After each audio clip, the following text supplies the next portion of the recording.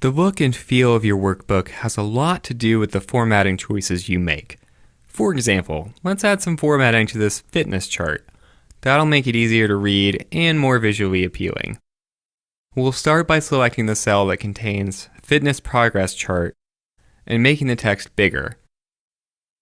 In the Font group on the Home tab, locate the font size box. You can either type in the exact font size you want or click the drop-down arrow to select a size. And you'll see a preview of the results as you go down the list. I think 24 looks good. Maybe we could go a little bigger though. Increase and decrease are two other options for quickly changing the size of your text. All you have to do is click the command and there we go. To change the actual font, click the drop-down arrow here. Then make your way down the list and you'll get that live preview again. I think I'll go with this one. It's different, but it's still very easy to read, which makes it a good choice for a title. So, how about some color?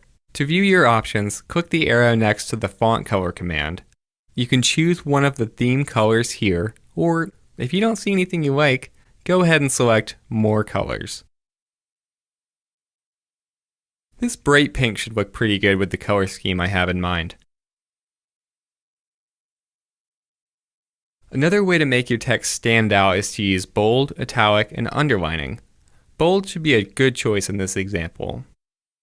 Now the text really stands out and it's much easier to read. I think I'm ready to add some formatting to the rest of the worksheet. At a glance, it's kind of hard to tell the header row from the rest of the chart because it just isn't very distinct. We can easily fix that by giving the cells a unique fill color. All you have to do is open the menu next to the fill color command and make your choice. Dark gray should be a nice contrast to the pink we already used. Now I just need to change the color of this text to something lighter. You can also use cell styles to quickly apply different formatting in your workbook. Let's give it a try on the rest of our data here. When you're ready, click the Cell Styles command, then mouse over the styles for a preview, and click the one you want.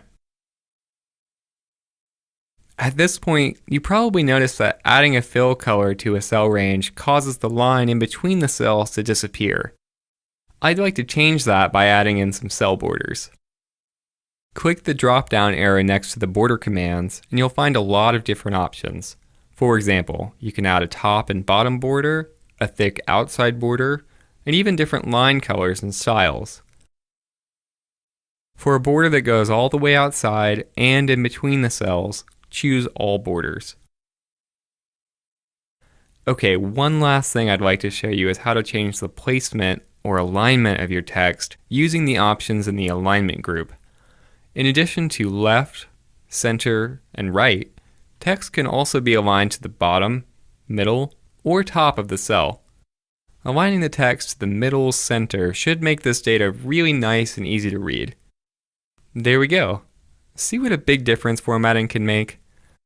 Not only does my spreadsheet look better than it did before, it's also easier to review the data.